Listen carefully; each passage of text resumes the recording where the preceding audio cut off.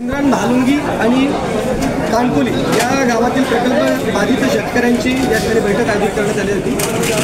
तळोजा येथील विस्तारित प्रकल्पासाठी तळोजा MIDC विस्तारित प्रकल्पासाठी ही जी जमीन या ग्रामस्थांची संपादित होणार आहे, त्यामध्ये ती जमीन आता अदानी आणि RRP या प्रकल्पांसाठी देण्यात येणार आहे। त्याच्यामुळे कुठेतरी त्यांची भावना अशी झाली की भविष्यात आम्हाला या ठिकाणी जे रोजगार उद्योगधंदे असेल किंवा पुनर्वसन असेल ते मिळणार नाही।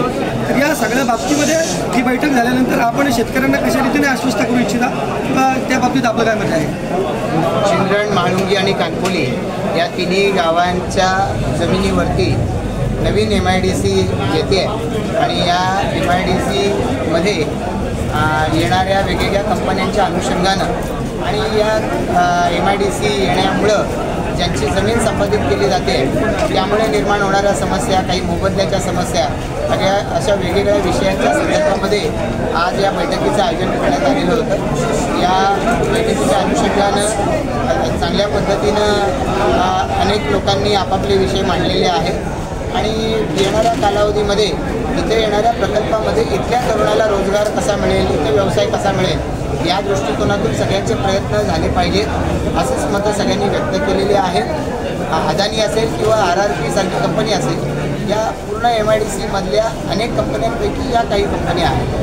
फक्त अदानी आणि RRP यालाच देणार असं नाही। MIDC स्वतःहून कुठला उद्योग करत नसते, तर MIDC ही महाराष्ट्र सरकारची औद्योगिक क्षेत्रासाठी बनवलेली कंपनी आहे, जी रस्ते आणि बाकी सगळ्या सुविधा निर्माण करून विजेसारख्या त्या ठिकाणी उद्योग यावेत याच्यासाठी निर्माण केलेली महाराष्ट्र सरकारनी कंपनी आहे। आणि त्यामुळे इथं या कुठल्याही कंपन्या आल्या तरी या कंपन्यांच्या माध्यमातून रोजगार हा स्थानिकांनाच मिळाला पाहिजे यासाठी म्हणून सगळ्यांची मागणी आहे। काही गुरचरण जागा असेल किंवा बांधली गेलेली घरं, या घरांना नुकसान होता कामा नये, काही घरांचं पेमेंट झालेलं नाही, विहिरींचं पेमेंट झालं नाही, या संदर्भातल्या तक्रारी, याच्या संदर्भातला आढावा असा सगळा एकंदरीतच या बैठकीचं स्वरूप होतं। येणाऱ्या कालावधीमध्ये या तिन्ही गावातील जे प्रमुख या ठिकाणी धावणारे पळणारी मंडळी असतील त्यांची समिती बनवून या समितीच्या मार्फत हे काम MIDCकडे फॉलोअप असू द्या किंवा सरकारच्याकडे फॉलोअप असू द्या, हे काम आम्ही केलं पाहिजे असा आमचा सगळ्यांचा निर्णय झाला। एकच प्रश्न आहे, म्हणजे इथे मध्ये विमानतळाच्या बाबतीत प्रश्न विचारला, अर्थातच प्रकल्प रस्त्यांचा तो नेहमीचा असल्याचा प्रश्न असतो। आजच मुख्यमंत्र्यांनी घोषणा केली की येत्या 7 ते 8 तारखेला पंतप्रधान मोदीजी येतील आणि या ठिकाणी विमानतळाचं उद्घाटन देखील बहुतेक होईल असं बोललं जातं। आपण कृती समितीच्या अध्यक्ष मुख्यमंत्र्यांची याविषयी आपली चर्चा आहे का? बऱ्याच वेळेला विरोधक सातत्याने आपल्यावर टीका करत असतात, आता समोरच आहेत ते सगळे मंडळी। मी कृती समितीचा कार्याध्यक्ष आहे, पण या संदर्भामध्ये राज्य सरकारनं जो ठराव केला हा ठराव केंद्र सरकारच्याकडे पाठवला। आता केंद्र सरकारने त्याला विमानतळाच्या उद्घाटनापूर्वी मान्यता द्यावी यासाठीच आमचा पाठपुरावा चालू आहे। मुख्यमंत्र्यांनी आज दिल्लीमध्ये गेल्यानंतर तशा पद्धतीने विधान केल्याची माझ्याकडे माहिती आहे की प्रत्यक्षरित्या ते विधान ऐकलं किंवा पाहिलेलं नाही, पण 8 तारखेला जर त्याचं उद्घाटन होणार असेल तर उद्घाटन व्हायच्या आधी हे नामकरण झालं तर सगळ्या प्रकल्पग्रस्तांना बोलून त्याचा आनंद होईल। तर त्या दृष्टिकोनातून हे माननीय मुख्यमंत्री महोदयांनी सुतोवाच केलं आहे, तर हे लवकरात लवकर घडावं अशी आमची इच्छा आहे। ग्रामस्थांची ही खूप मोठ्या संख्येने या ठिकाणी सभा आयोजित करण्यात आली होती। आपण सर्वपक्षीय नेते या ठिकाणी उपस्थित आहात। भविष्यात म्हणजे आपल्याला खूप लोकांना इथला अनुभव आहे की सिडको असं किंवा MIDC असं अनेक वेळेला सरकार आश्वासन देत असतं, परंतु प्रत्येक वेळेला मात्र प्रकल्पग्रस्तांची कुठल्या ना कुठल्या पद्धतीने फसवणूक होत असते। आज आपली सर्व मंडळी या ठिकाणी या ग्रामस्थांसाठी एकत्र आलेलं आहे। तुम्हाला काय वाटतं बाबा सरकारने खरोखरच कुठलीही गोष्ट म्हणजे संघर्ष केल्याशिवाय मिळणार नाही याच्यावर आपण ठाम आहात आणि या लोकांनी काय केलं पाहिजे?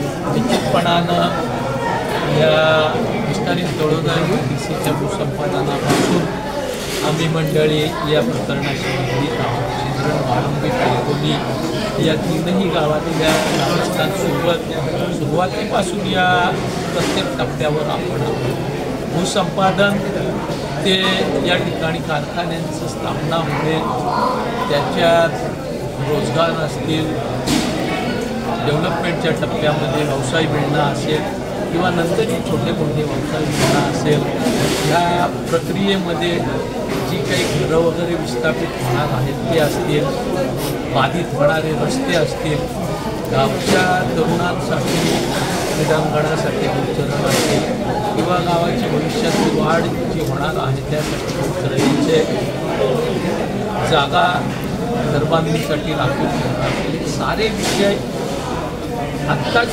योग्य वेळ आहे की आपण करून घेतले पाहिजेत. वेळ गेल्यानंतर या गोष्टी कठीण होतात.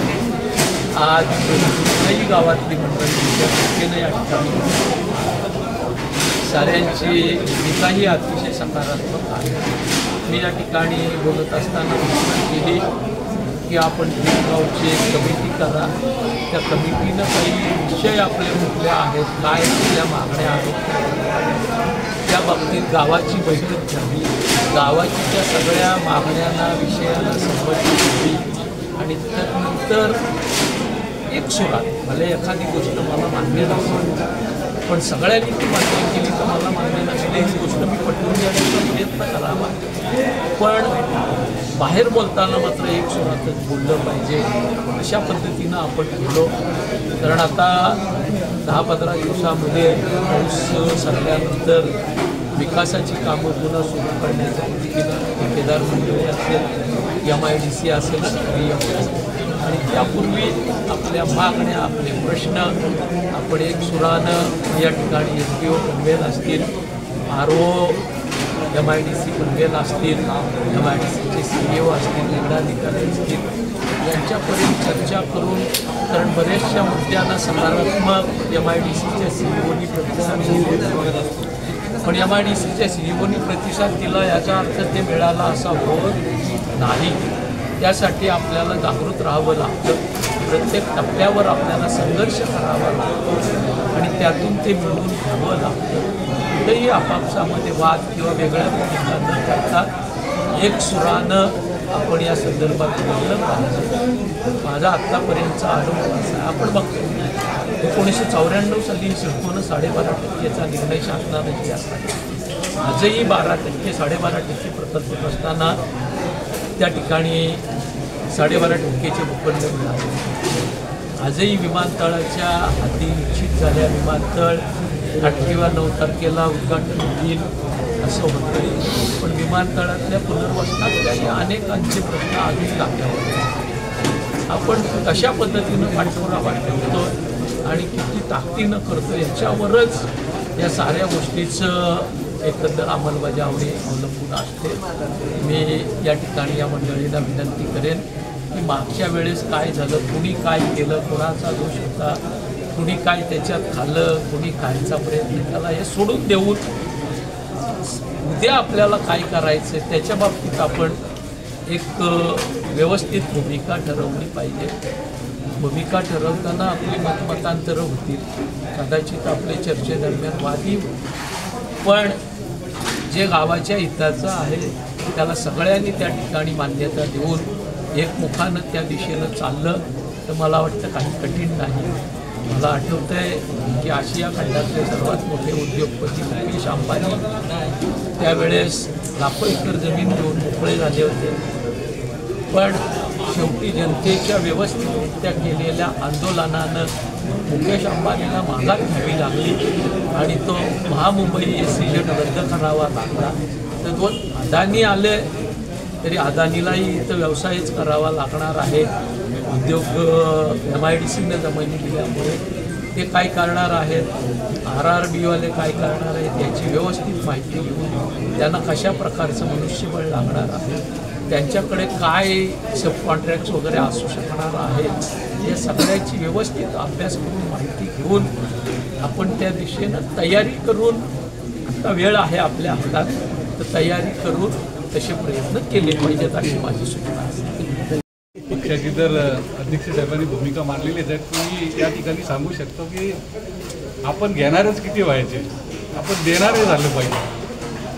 आज अदानी हटाव म्हणून आपण इथं जो नारा शेतकरी प्रकल्प MIDC अदानीला देतो किंवा कुठले इलेक्ट्रॉनिक्स कंपनी, मग आपली पुढची मागणी असेल की आमच्या शेतकऱ्याला तुम्ही प्लॉट द्या तिथे. आम्ही उद्योजक होऊ शकत नाही का? फक्त आम्ही तिथे नोकरी करायची, तिथे सप्लायर करायची याच्यावरच का राहायचं? अदानी बांधू शकतो, इतर उद्योगधंदे ते बांधू शकतो, आम्हीही बांधू शकतो. सरकारने आम्हाला तिथे कर्ज उपलब्ध करावं, उद्योगधंदा आमचं आमचा प्रकल्प असतो तरुण सक्षम आहे, फक्त त्याला दिशा नाही आणि ही दिशा देण्यासाठी आपण त्या ठिकाणी आम्हाला प्लॉट मागला पाहिजे.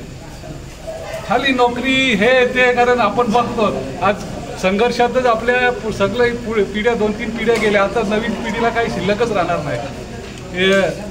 सिडकोमध्ये सगळी जमीन गेली, नैनामध्ये गेली, आता तुमची MIDC मध्ये गेली, उरलेली आहे ती महापालिकेत आहे, तिथंही शेतकरी आपला. त्या ठिकाणी आम्ही सर्व पक्षाच्या नेत्यांना घेऊन आपण तिथे रस्ते केले, हे केले, परंतु आपला शेतकरी कुठेतरी विकण्याचेच मागं लागतो. आज हे आप बघितलं असेल MIDCतून काय 4.5 लाख रुपये घेतले असतील आपण थेट खरेदी पद्धतीने त्यांनी दिलं सगळं आणि आपला agreement बघून सुद्धा त्यांनी स्वतःची जमीन दिलीच. आणि तिथं फक्त आपण काय करणार, लग्न करणार, गाडी घेणार, घर बांधणार. अरे आपण उद्योग बांधला पाहिजे. आज अदानी असो किंवा पूर्ण देशभरातील कोणी मंडळी असो, बाहेर देशातून इथे लोक येतात का. इथे एअरपोर्ट आहे, मेट्रो आहे, रेल्वे स्टेशन आहे, बाहेरून रस्ते आहेत, नवी मुंबईमध्ये जाणारा. म्हणजे एवढा मोठा आपला जो भाग आहे, जमीन आहे, तिथे बाहेरील लोक येऊन जर डोकं चालून इथे उद्योगधंदा करतात. मग आपण सर्व त्याग केलेला आहे. मग ह्या त्यागात आपण इथे आपण उद्योजक झालो पाहिजे. बाहेरून येऊन लोक इथे करोडपती होताना आपण तिथे नोकरीच्या न्यायाचे मागे लागायचं. आपण माझा तर एक मागणी असेल, आपणच उद्योगधंदे इथं MIDCला दिले ना, आम्हाला द्या तुम्ही प्लॉट, आम्ही तिथे कंपनी बांधू. या प्रकारची भूमिका आपण या ठिकाणी घेतली पाहिजे. धन्यवाद. अधिकारी नेते मंडळी या ठिकाणी आलेले, ग्रामस्थांचं खरं अर्थाने या ठिकाणी कौतुक करावं लागेल की ते यशस्वी झाले तुम्हाला सगळ्यांना एकत्र बोलवण्यासाठी. तर तुम्ही त्यांच्यासोबत कशा रीतीने असणार त्या सगळ्या प्रश्नात? जोपर्यंत माझा भूमिपुत्र शेवटचा शेतकरी जोपर्यंत कामाला लागत नाही तोपर्यंत आपण यशस्वी नाही. मी तो बोलतो म्हणून काही लोकांना पटत नाही. हे राजकीय नेता आम्ही जरी समोर एकत्र आलेलो असू तरी आम्ही किती पटीनं तुमच्या सोबत आहोत हे पण आता शेतकऱ्यांनी ओळखायला हवं. निवडणुका आल्या किंवा बाकी काय आमचा स्वतःचा फायदा म्हणून राजकीय नेते मंडळी तुमच्याकडे येणार, तुमच्यात भांडणं लावायचं काम करणार. जेव्हा तुम्हाला न्याय द्यायची वेळ पाळी येते तेव्हा आतून पण बऱ्याचशा सेटलमेंट होत असतात. माझी या आपल्या प्रसारमाध्यमातून एक विनंती आहे, एक संदेश पण द्यायचा आहे. तुम्ही 3 गावातले बायका मुला पोरांशी जिथं काम चालू होईल तो काम बंद करून ठेवा, चालू करून द्यायचा ना. मग कुणीही नेता कुठल्या पक्षाचा येऊ द्या, त्याला वीट पण लावून देऊ नका. याचा बाप आला तरी आपण यांचं काम होतं ना. फक्त आपली इच्छाशक्ती स्ट्रॉंग ठेवा. विजय आपलाच आहे आणि तुम्ही एक राहिले तर आम्ही नेते तुमच्याचकडे येणार का कामात तुमची गरज आहे म्हणून आपण तुम्ही एक राहा. नाही तर उद्या आपण माहिती गेलं तरी एका पक्षाचा एका बाजूला, कोणाच्या हळदीत गेला तरी एका बाजूला. आता हे सगळे धंदे बंद करा. मराठा समाज गावावरून मुंबईला येतो, एकत्र राहतोय, नाही मिळवतो. आज दिबा पाटलांच्यासाठी आपण किती लोक आता रस्त्यावर आलो. 3.5 वर्ष झालं आपण विसरलोय. त्याच्यामुळं आपलं रक्त थंड आहे, ते गरम करायचं असेल तर ही तुमच्या 3 गावाचं सर्वप्रथम मी आभार मानतो का तुम्ही ही नांदी जी जिवंत केली आगरी समाजाची पणूर तालुक्यातील. इथे मुंबई ऊर्जा आला, नैना आली, सिडको आली, परंतु जे कोणाला जमलं तर तुम्हाला जमलंय. तुम्ही केलंय हे असंच आबादी ठेवा. उद्या हे नेतं आला तरी यांच्याही लाता मारा आणि हा संघर्ष असाच चालू ठेवा. आम्ही सर्व आपल्या पाठीशी शेवटच्या क्षणापर्यंत आहोत. खरं तर छिंद्रन मालुंगी आणि कानकोली त्यात रुपेश, इथले सरपंच, नितीन किंवा सर्व गावची कमिटीने सर्व पक्ष एकाच स्टेजवर बसवले आणि त्यांना जाणीव करून दिली की तुम्ही शेतकरी आहात, तुम्ही ग्रामीण भागातले कष्टकरी आहात, तेव्हाच तुम्ही नेते बनले. हे त्यांचं जे संघर्ष पाहून आज एक पुन्हा स्वर्गीय दिबा पाटील साहेब यांची आम्हाला आठवण आली की खरोखर. आणि तुम्ही जो विमानतळाचा जो लढा तुम्ही पेटवला होता, असंच आम्हाला वाटतं की हा देखील लढा तुम्ही याच्या पुढे देखील असंच आपल्या मनावर घेऊन त्या ठिकाणी वेळोवेळी यावं आणि हा लढा देखील शेतकऱ्यांच्या हितासाठी त्यांचे आता व्यापार यावा त्याचं आम्ही स्वागत करतो. कुठलाही व्यापाराला खरं तर शेतकऱ्या ज्या जमिनी दिल्या त्या MIDCला दिल्या होत्या, या अदानी किंवा इतर व्यावसायिकाला दिल्या नव्हत्या. त्याच्यामध्ये काहीतरी कायद्याची तरतूद असेल ते आपले ॲडव्होकेट आहेत हे सर्व पाहतीलच. परंतु आपल्या स्थानिक प्रकल्प असताना डावालून किंवा प्रकल्प शेतकऱ्यांच्या डोक्यावर पाय ठेवून कुठला व्यवसाय येत असेल तो आम्हाला तो कदापि शेतकऱ्याला, स्थानिकाला, भूमिपुत्राला हा मान्य नाही. कारण आपण वेळोवेळी लढाच का द्यायचा. इकडे सरकार देखील इकडे होती, विरोधी पक्ष देखील इकडेच होता, परंतु आता याच्यातून सर्वांना एकत्र घेऊन आपल्याला मुख्यमंत्री असेल किंवा शासनाकडे जाऊन हा लढा यशस्वी करायचा आहे. त्याच्यासाठी आपण सर्व एकत्रित राहिलं पाहिजे, एकत्रित आलं पाहिजे. आणि असंच कोणाला कॉन्ट्रॅक्ट भेटला, कोणाला माती खोदाचा किंवा पोकलन लागली, याच्यामध्ये तुम्ही आपापसामध्ये वेगळे होऊ नका. जोपर्यंत तुम्हाला न्याय भेटत नाही तोपर्यंत मनसे म्हणून तुम्हाला माहीत आहे मनसेचा एकच आवाज असतो, त्या ठिकाणी उतरून आम्ही ठोकणार म्हणजे ठोकणार, तोपर्यंत न्याय भेटत नाही. किरणजी